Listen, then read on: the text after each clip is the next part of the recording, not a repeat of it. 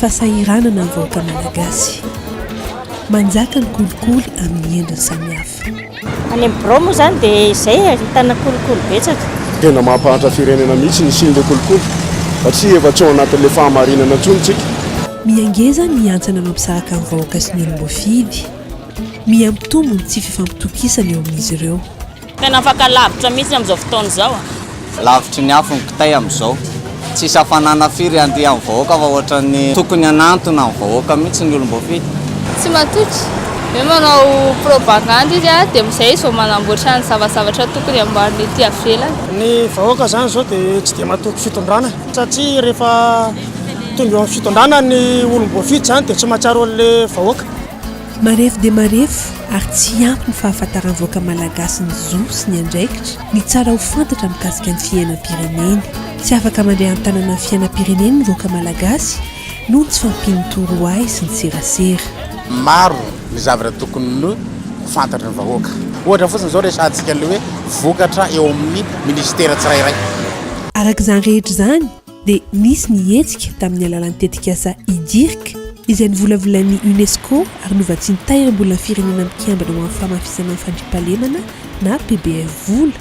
izay entina hamerenana fifampitokisana eo amin'ny vahoaka sy ny andrim-panjakana eto Madagasikara mba ho fanohanana ny tamberin'andraikitra sy ny ady amin'ny kolikoly, ho fananganana rafitra izy sy ny fifanankalozan-kevitra eo amin'ny vahoaka sy ny olom-boafidy ary ny fahafahan'ny olom-pirenena tsy ankanavaka mahazo vaovao ka tsy ho mora voafandrika ny fitapitaka n'inona endrika isehoany.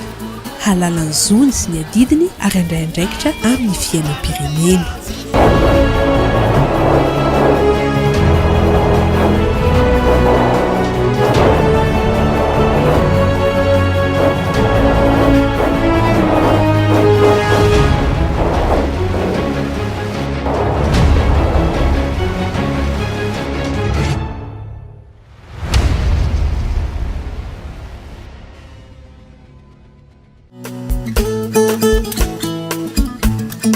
Anisan'ny tanjona sy ampisian'ity tetikasa ity ny famoronana rafitra fifanankalozan-kevitra eo amin'ny olom-pirenena sy olom-boafidy.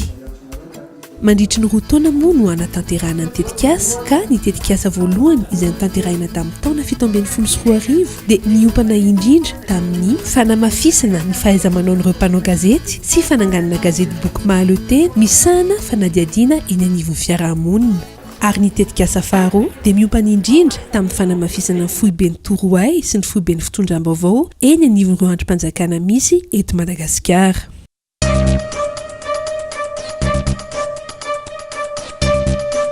Izaho no antenainy vahoaka hitondra vaovao maro-potitra ho azy ireo mba ahafahan'izy ireo indray mametraka ny fitokisany amin'ireo mpitondra sy ireo sampan-draharaha samihafa eto amin'ny firenena.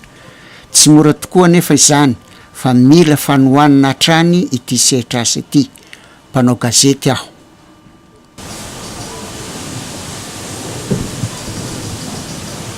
Avy any Ankiloka zany tsika io fa misy zavatra lehibe miseho any Ankiloka avaratrany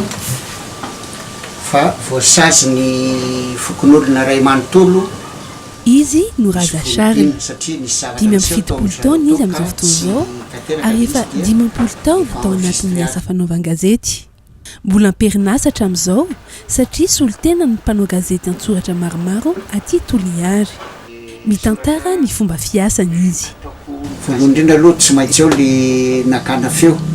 Ity zao no fakana feo amin'izao fotoana izao raha oharina amin'ny taloha ataontsika hoe 30 taona lasa mbola nagra no nampiasaina. Tamin'izany nagra 7 kilo zany hoe 20 kilo latsaka kely no ty tsy ampy 250 grammes akory. Dia rehefa avy eo mihaino an'ity tanteraka zany dia manoratra amin'izay, manoratra arakaraky ny fisehoan'le zavatra no andratako azy na amboariko izay hoe amboariko mba le zavatra hanetona olona bebe kokoa no avoakako aloha indrindra. Reto indray zany raha ohatra ka misy zavatra tsy tadidiko indraindray dia reto zany karazana zavatra voatahiry efa ela akako vaovao le izy, akako famenonan'le soratra. Ato misy gazety taratra, ato misy gazety ny gazetiko, misy les nouvelles, misy la gazette de la grande île, ny asako dolodolo moa zany toeram-piasana zany. noho ny fitiavan'ny asany dia tsy sakana ho an'ny raza eo amin'ny fanatanterahana izany asa zany ny mifampiraharaha amin'ny manodidina mba hahazoany internet andefasany ny lahatsoratra vitany aty Antananarivo. Tahaka nyity toeram-pisakafoana iray ity izay matetika hanaovana izany. Ato zany manao connexion ato amin'ity restaurant ity satria efa ao anatin'ny ordinateur ny soratra dia tsy ela akory fa manao connexion vetivetika fotsiny aho ohatrohatran'izay dia tonga dia efa lasa any amin'ny midi any Antananarivo ny soratra zao dia efa voarain'ny olona any le izy tsy resaka atao akory fa dia efa milahatra miaraka amin'ny soratra rehetrarehetra any amin'ny gazety le izy zany. Manana ny anjara toerany lehibe eto amin'ny firenena ny asa fanaovan-gazety noho izy afaka mampifandray mivantana amin'ny vahoaka amin'ireo olom-boafidy sy ny androm-panjakana isan-tsokajiny. Nomena fiofanana manokana mahakasika ny atao hoe fanaovan-gazety fikarohana na journalisme d'investigation noho izany ny andiana mpanao gazety manerana Madagasikara izay notsongaina tamin'ny alalan'ny appel à candidature. Anisan'ireo namaly ny antso avy hatrany i Raza Sara. Eo any Antananarivo indray zao anatika fiofanana vaovao mba azahoana traikefa vaovao mikasika ny journalisme d'investigation izy ity mikasika ny fanadihadiana any Antananarivo. Maharitra eo amin'ny herinandro eo ny fiofanana ka dia ampy tsara zao ny lamba hoetiko tsy dia mila zavatra petsaka tokoa.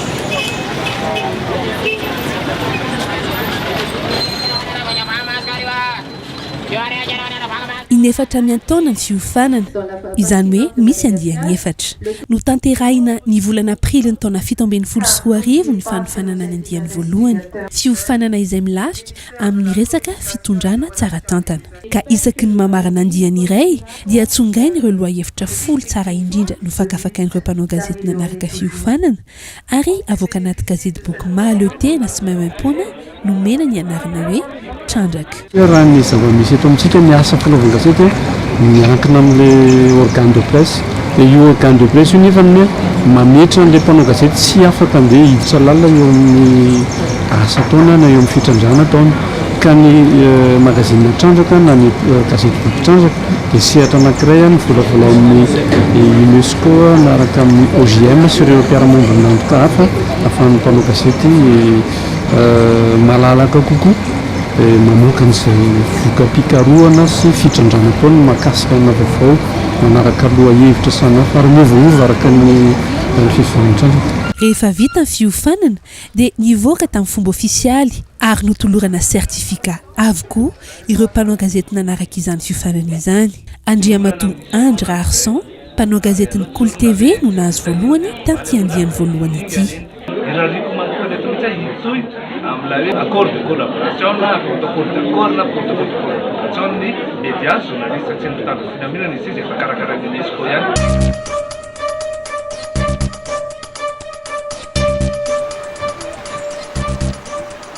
No tanterahina ny 20 ka hatramin'ny 12 volana septambra kosa ny andiany faharoa tamin'ny fiofanana mikasika ny asa fanaovan-gazety fikarohana. Fanaovan-gazety fikarohana ny tena zava-misy marina eny anivon'ireo sehatra rehetra izay anjakan'ny kolikoly no tena niompana fiofanana. Niara-nombolantoka sy nandray anjara feno no teo anivon'ny Bionco. Fantatsika tsara fa ny kolikoly dia isan'ny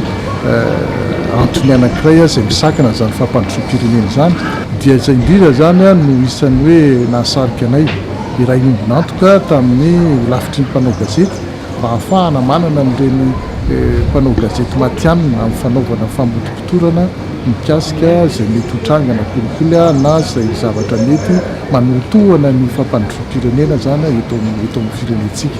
Efa niezaka izay zany ny ifandray tamin'ny mpanao gazety ary dia nanome fahaiza-manao andro mpanao gazety ireo amin'izay fomba tokony atao mba ahafahana mahita vokatra tsara. Tahaka ny mpiofana andiany voalohany dia malalaka ny fisafidianana ny loha-hevitra ho tantaraina ary samy manana ny fomba fanatanterahany azy ny mpifaninana mba ahazona ny larana voalohany amin'ilay fifaninanana. Teto niditra an-tsehatra ny ekipany Raza Charles sy Retana. Ena amin'ny ady amin'ny kolikoly hatramin'izao ary masika amin'ny resaka sokatra io zany. Le problème amin'io zany misy ny intervention ataon'olo ohatran'ny eritreretin' le mpanao politika efa otripehiziny zahay zany. Nisafidy zahay le resaka trafic-na tortue satria ny tenako mahafaly mahatsapa hoe misy olana zany amin'ny faritsy iavianay ao zany indrindra io resaky trafic-na tortue de nisafidy amizay zahay zany zaho sy raza satria nandresy fandresean-datsy ny asa agnatina groupe ndao anao le tortue satria io ny anisan'ny sujet hoe tena mila interpellation ary mila dénoncena zany satria maro miendrika kolokolo agnatiny ao na agnatin'le transport zay na agnatin'le famoahan'le enta iboakany Madagasikara de misy trangana kolokolo maro agnatiny ao. Amin'ny mahafanadiadiana lalina azy moa dia samy mitondra ny lohahevitra avy amin'ny faritra nisy azy avy ny mpiofana teto. Ny artikla faharoa dia mikasika ny alarovana ao Lakato commune izy io ao amin'ny district Moramanga. Atao le izy tafavoaka le izy any amin'ny faritra rovana tsy tokony misy fitrandrana kanefa voatrandraka le ala dia tafavoaka ihany koa nefa le hazo ao dia any taratra amin'le resaka kolikoly. Satria miala amin'le mahazatra le mitatitra vaovao fosiny sy zava-misy fosiny fa ity miroso koa amina fanadihadiana tsy hoe anenjehana olona manokana na anendrika endrehana olona fotsiny fa fanadihadiana anehoana ny zava-misy ahafahana misoroka sy manaitra indrindrindra misy hoe ady amin'ny kolikoly zany voahevitra tamin'ny tendany toroktia zay tsisy de tsy mpiresaka an'io kanefa tsisy manana porofo hoe nahita mivantana nisy kolikoly satria arakaraka izay vokatra ao zany azon'ireo mpanao gazety mpanao fanotoran'ireo reo zany rehefa azonay dia ireo indray zany no hoentinay manamafy na manampy ny famotorana zay efa nataonay nakatsika n'le raha voalazy reny ary raha toa ka mbola tsy nanokatra famotorana moa zay dia ireny indray zany no mety hiainganay amin'ny fanokafana famotorana ary dia mety ho avadikay ho taratasy fanaovana famotorana reny na hoe procès verbal d'enquête mba ahafahana mandray mitondra azy reny eny fitsarana ka mba hisy tohina reny fandikan-dalàna zay hitan'ireny mpanao gazety mpanao famotorana reny. Mahatsapa ny mahazava-dehibe ity fiofanana ity no nanatrika ny fiofanana teto ary samy nanana ny fomba fahitany azy. Betsaka ny journalisme nataoko fa niavaka tokoa tamin'iny satria efa miditra mipitsopitsony amin'ny fanaraha-maso ny zavatra miafina, zavatra tsy hita nefa misy le zavatra be da be ny olona mahafantatra hoe misy le kolikoly fa tsy samy teny na mody sarigego moa ny fiteninay any Atsimoany. Dia tsara zany le formation satria zany miezaka miverina manakaiky ny olo-pirenena rehetra zany ny journaliste sy ny mpitondra eto Madagasikara zany fa indrindra zany hoe ny fifampitokisana amin'ny olo-pirenena sy ny mpitondra sy ny journaliste zany no tena hita tao anatin'izany. Zahay efa 20 taona nanao asa fanaovan-gazety voasangana tamin'ity nahazo an'izay fiofanana izay dia nanampy ana be dehibe amin'ny fomba famoahana ny karazana hoe vaovao tena marina le fitrandrahana anazy any amin'ny tompona andraikitra tsirairay zany hoe misy zavatra trandrahana hoe raha ity no mivoaka dia tsy monsieur contenté amin'iny fa mitrandraka lalindalina kokoa hatrany zany ahafahana manome ny zo fototra ny olona izay amin'ny fahalana vaovao. Lasa maro zany ny raha hitanay sy trapanay agnatiny ao satria eo na le fagnajan'le déontologie eo na le fagnajan'le information satria saripady ny information mety hagnova zavatra ny information ka laha diso ny information omenay mpanao gazety dia mety ho diso koa zany ny fanapahan-kevitsy raisy eo zany. Teo am-pamaranana dia nisy ny fanolorana certificat ny 15 ny volana desambra 17 ny ekipan'ny Raza Charles no nahazo ny larana faharoa tamin'ity andiana mpiofana ity. Nivoakoa ihany koa ny andiany faharoa amin'ny boky gazety Trandraka izay niompany indrindra amin'ny ady amin'ny kolikoly. Novokarina niaraka tamin'ny olavitry ny mpanao gazety eto Madagasikara ny gazety boky Trandraka nisy niavatra napetrany tamin'izany. Ilay fiofanana anao mena mpanao gazety tena ilaina tokoa satria manampy azy a miasa ao anatin'ny tena fomba mahatianina kokoa hatrany averiko matetika hoe miasa fanaovana gazety tsy afaka miambo mahay an'io tanteraka fa fianarana isanandro ary tombolo an'ireko mpanao gazety na ny andihany voalohany tamin'ny trandraka voalohany trandraka laharana voalohany na ny trandraka laharana faharoa ty manatombolo manokana foana mpanao gazety satria miala amin'ilay mahazatra ilay mitatitra vaovao fosiny sy zava-misy fosiny. Raha tsy ahivina ny trandraka moa dia biby tia karokaroka ny tena fantarana azy ka izay indrindra no nanomezana ity gazety io anarana io satria vokatry ny fikarohana sy fitsirihana lalina nataon'ireo mpanao gazety nanaraka fiofanana avokoa ireo no ahevitra hita ao.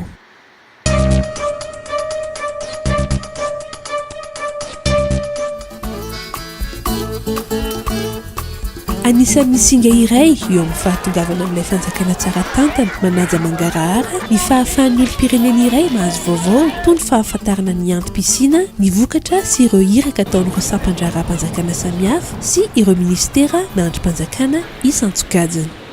Tafiditra tao anatin'ny fanatontosana ity tetikasa ity araka izany nisy iofanana natokana ho an'ireo mpikirakira ny fitoerana mpikirakirany torohay na trano famakiam-boky CDI eo anivon'ny fitoeran'ny sampandraram-panjakana isan-tsokajiny toy ny ministera izany sy ny antenimera anankiroa dia ny antenimera-pirenena sy ny antenimera-ndoolona.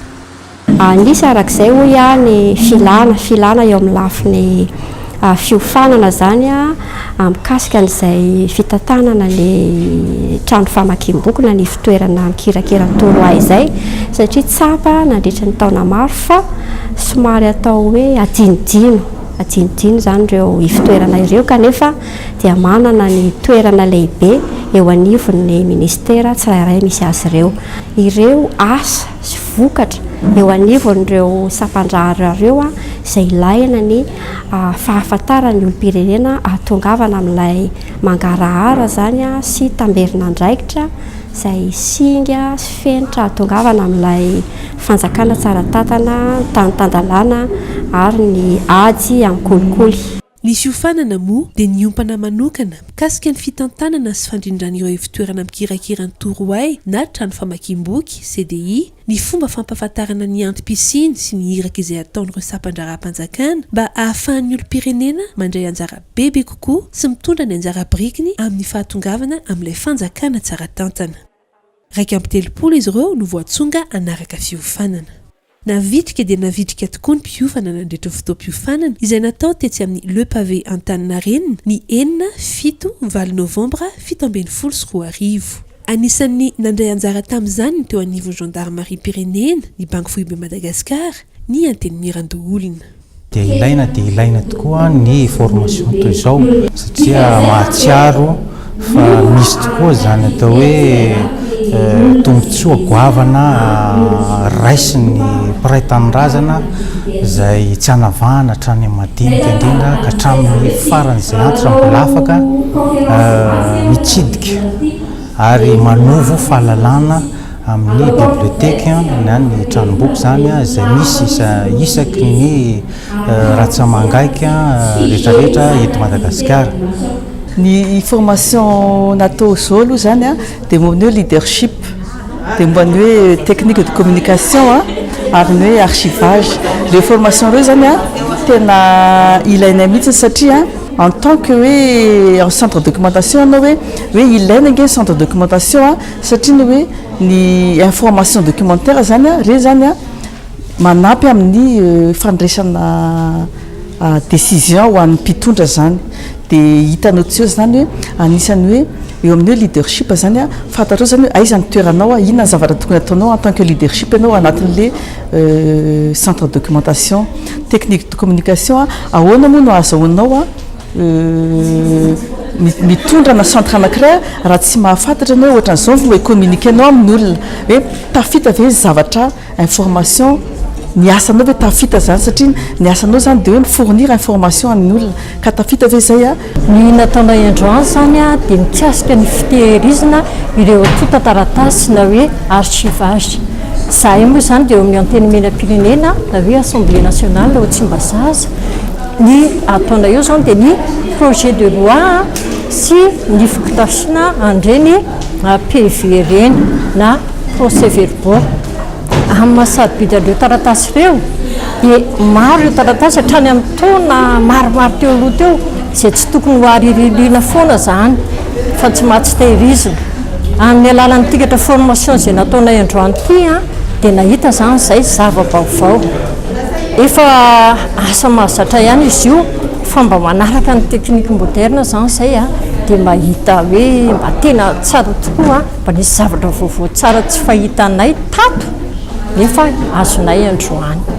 betsaka ny nahazo tombontsoa ary nahatsapa ny tena mahazava-dehibe izany fiofanana izany ny fanamby zany hoe rehefa vita ny fandarana asa toy ny dirika droma dia mba hiatsara kokoa ny fahazahoan'ny olo-pirenena tsirairay avy misitraka vaovao satria raha tsika malala fa efa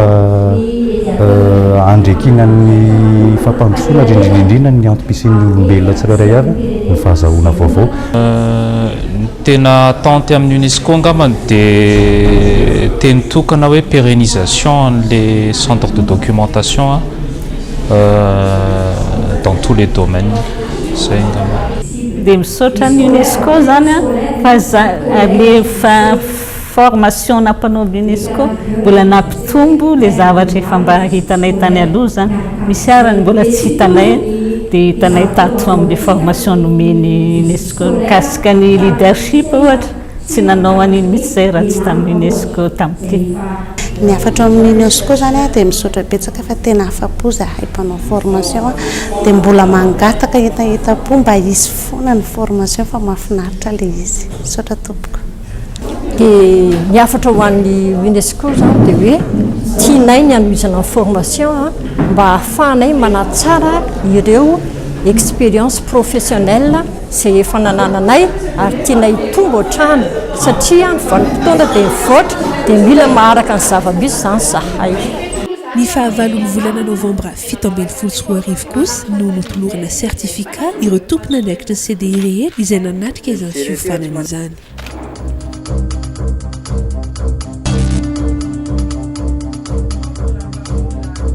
tos araka izany ireo fampiofanana natao na ho an'ireo mpanao gazety na ho an'ireo tompona andraikitra ny anivon'ny fitoeran'ny foibe ny toroay sy ny foibe ny fitondram-baovao izay mifantoka hatrany amin'ny fahombiazan'ny ady amin'ny kolikoly ny fanatsarana ny fifampitokisana sy ny fanajana ny taberina andraikitra eo amin'ny vahoaka sy ny fanjakana ary koa mba hahatonga ny vahoaka tsy mora voafandrika ny fitapitaka ninonina endrika isehoany ka halalan'ny zony sy ny adidiny ary andray andraikitra amin'ny fiainam-pireneny tsy vitatreo anefa nihetsika nitetika asa idirika fa mbola mitoy amin'ity taona 2024 ity ny fampiofanana sy ny fanatsarana fifandraisana eo amin'ireo sampandara-panjakana sy ny vahoaka